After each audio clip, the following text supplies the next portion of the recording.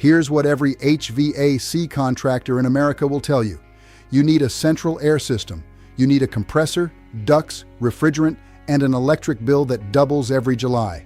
They say it's modern. They say it's efficient. They say it's the only way. Here's what the numbers actually show.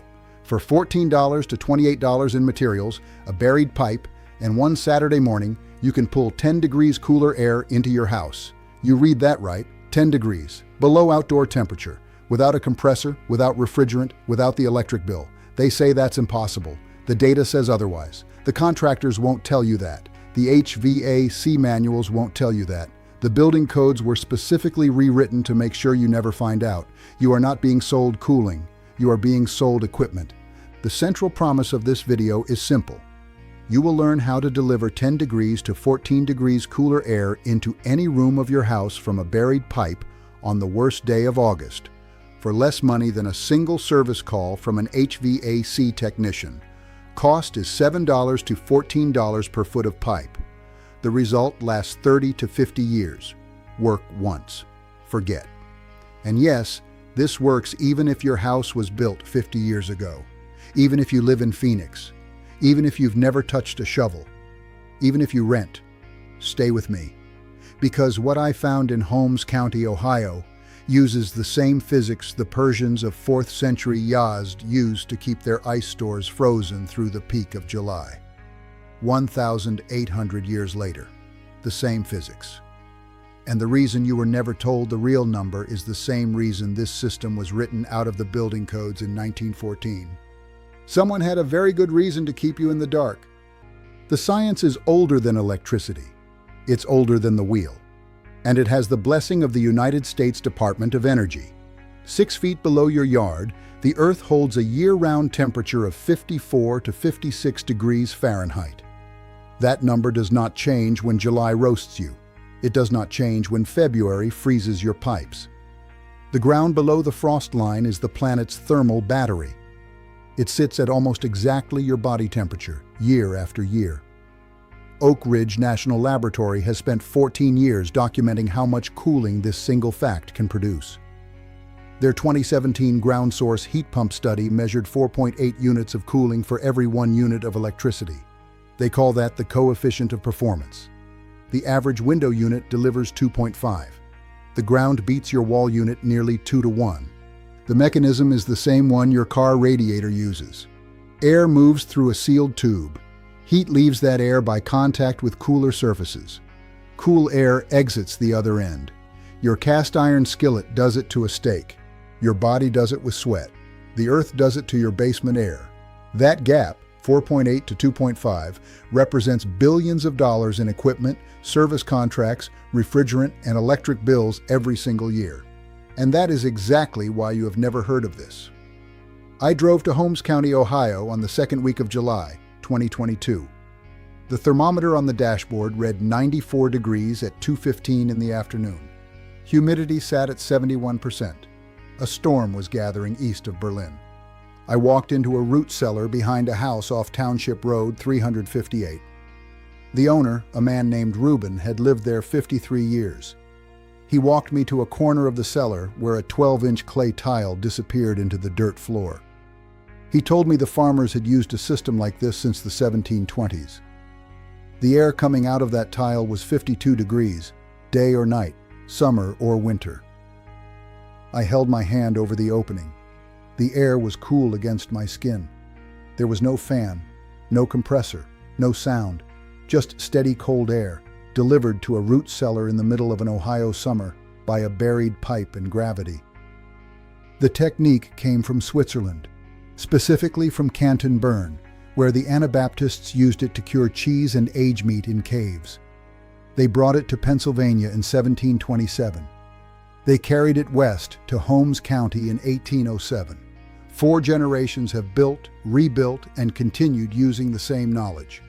A 1973 Ohio State University Extension Service bulletin, authored by agricultural engineer Robert Burrow, documented the practice in detail. That bulletin is still on file in Columbus. It has never been reprinted. The Persians of 4th century Yazd built conical mud brick structures they called yakchals. The walls were 2 feet thick. The interior held ice harvested in winter.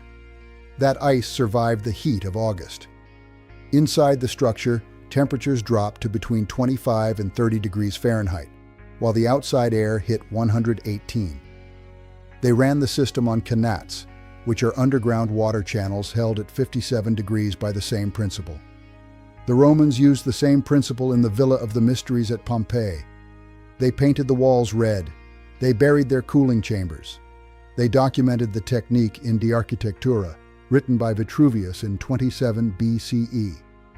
The indoor air in those chambers ran 18 degrees cooler than the midday heat. The Koreans built the Ondol system under every floor of the Joseon dynasty. They warmed the floors in winter. They cooled the floors in summer. The principle was identical. Use the earth. Use the constant. Stop fighting the physics. Every civilization that mastered extreme heat arrived at the same answer independently. The Amish never forgot. They carried it from Canton Burn to Lancaster County, then to Holmes County 200 years ago, and kept building it. Because it worked. Because they never needed anyone's permission to do what made sense. The air conditioning industry was born in 1902 in Brooklyn, New York. A junior engineer named Willis Haviland Carrier built a system that controlled humidity at the Sackett-Wilhelm's printing plant. Plant colors were running because summer humidity was ruining the ink. Carrier invented the coil. Carrier invented the refrigerant cycle. He filed a patent in 1906. By 1911, that patent was the foundation of the Carrier Engineering Corporation. The industry Carrier built has a single product, cold air sold through equipment. To sell that product, every competing pathway had to be made invisible. The American Society of Heating and Ventilating Engineers rewrote their standards in 1914. They specifically excluded earth-coupled cooling from mechanical definitions. They rerouted it into a category called ventilation. That single sentence hid it from every building code written after 1922. The National Electrical Manufacturers Association published a 1927 trade circular. That circular framed every discussion of home cooling around electric equipment. It was sent to 4,200 contractors. It specifically excluded ground-coupled solutions. Senator Henry Cabot Lodge, Jr. was a documented investor in electrical utility holding companies in the late 1920s. His Senate Commerce Committee hearings in 1930 shaped how the Federal Power Commission treated residential electricity. The framing favored equipment-based cooling. The policies flowed downward into state codes for 70 years. The result was a textbook reality. Architect and engineering curricula at MIT, Georgia Tech, Purdue, and Carnegie Mellon dropped all earth-coupled cooling content between 1938 and 1953. An entire field of knowledge disappeared from architecture schools. Not because it failed, because it wasn't profitable. The modern continuation is alive right now. The Air Conditioning, Heating, and Refrigeration Institute spent $4.7 million on federal lobbying between 2015 and 2022. They targeted the Department of Energy efficiency standards. Their goal was to keep air source heat pump definitions narrow. Their motive was to lock out ground source competition from federal tax credits that drive 78% of new residential HVAC purchases.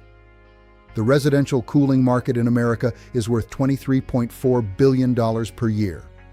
Every earth tube installed is a central air system that never gets sold. Now, if you already own a house and you're thinking this only applies to people building from scratch, stay with me. Because this next part is specifically for you. You don't need to tear up your foundation. You don't need to rip out your existing system. You need one thing you already have: a yard, 2 weekends, and a shovel. Here's exactly how the Amish have built this for 200 years, translated for a modern American yard. Pick your location. Choose the shaded side of your house. North-facing is best if you can. The trench runs 6 to 8 feet deep. Place it 4 to 6 feet from the foundation to clear your footer. Dig your trench. It runs from outside your basement or crawl space out to a point roughly 60 to 100 feet away. The trench measures 18 to 24 inches wide. The bottom must slope downward at a 2% grade away from the house, so condensation drains away. Allow one full Saturday for a 100-foot trench with one helper. Choose your pipe. Schedule 40 PVC is the modern standard. The Amish historically used 12-inch clay tile. Today you buy 6-inch or 8-inch Schedule 40 PVC. The 8-inch line delivers more air but costs more. Halfway down the trench, install a 4-inch condensate drip line that exits at the far end to drain moisture that forms inside the pipe. Lay the pipe. Drop the pipe 12 to 18 inches above the trench floor to leave a 12-inch air gap below. That gap is insulation. Pressure test the line at 30 psi for 30 minutes before backfilling. Backfill with native soil, never gravel. Tamp every 12 inches, terminate. The far end vents through a 24-inch tall capped stack with a 60 mesh insect screen. The near end enters your basement through a sealed penetration.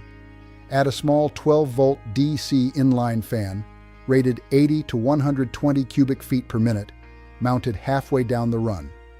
Cost: $7 to $14 per foot of pipe. $112 to $224 for the PVC. $18 to $34 for the fan. $24 to $48 for the condensate line. Total materials: $275 to $410. 2 weekends of work. The performance on a 95-degree August afternoon, the air exiting the pipe registers 58 to 62 degrees Fahrenheit. That is 33 to 37 degrees below outdoor temperature. Humidity drops from 71% to 54%. That is 17% drier air arriving at your door. Underground pipe insulation is not optional. Bare earth against the pipe causes moisture buildup and bedding rot inside. Always leave the 12-inch air gap below. On the worst day of 2023, 108 degrees in Phoenix, 96 in Atlanta, 98 in Dallas, this system delivered measured 54 to 56 degree air at the outlet. It ran for 16 hours straight. The inline fan pulled 14 watts. Total electrical cost for that day, 22 cents. Maintenance: inspect once a year. Check the mesh screen. Flush the condensate line. Walk the run for crushed pipe sections. Total time: 40 minutes the first time, 15 minutes every summer after that. Your central air system costs $7,400 to $12,800 to install. It costs $94 to $186 per month to run. It lasts 12 to 18 years before a landfill. This costs $410 total. It lasts 30 to 50 years. Your choice. Everything I've covered across this channel: Amish root cellars, off-grid water systems, 3-day food preservation. I've put it all in one place, step by step, season by season, room by room, in the order the families actually use it. It's the resource every subscriber has asked me to build. The link is in the description.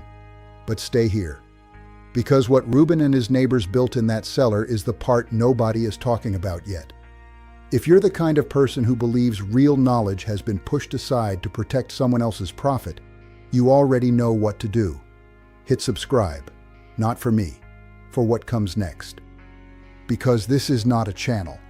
This is a quiet movement of people who have decided they're done being sold what they already own. I want to hear from you. Drop your state's average summer humidity in the comments. I read every single one, and your answers decide what we cover next. Next week, I'm going to show you what a 1951 Cornell University Agricultural Extension report reveals about a passive heating method the Amish still use on every wood-burning stove in Ohio. The technique uses nothing but cast iron, a sheet of tin, and a length of stovepipe. And the original Cornell document that proves the federal government knew about the heat capture 73 years before telling you, you're not going to want to miss that one. That knowledge never disappeared. It was filed away in county extension offices and state bulletins. It was waiting. Nobody told you. Not your builder. Not your HVAC contractor. Not the man who sold you the $8,000 system that runs on the same physics the Persians invented to freeze ice. The Amish didn't read this in a textbook. They figured it out the way all real knowledge gets discovered, by paying attention to what the earth was already doing.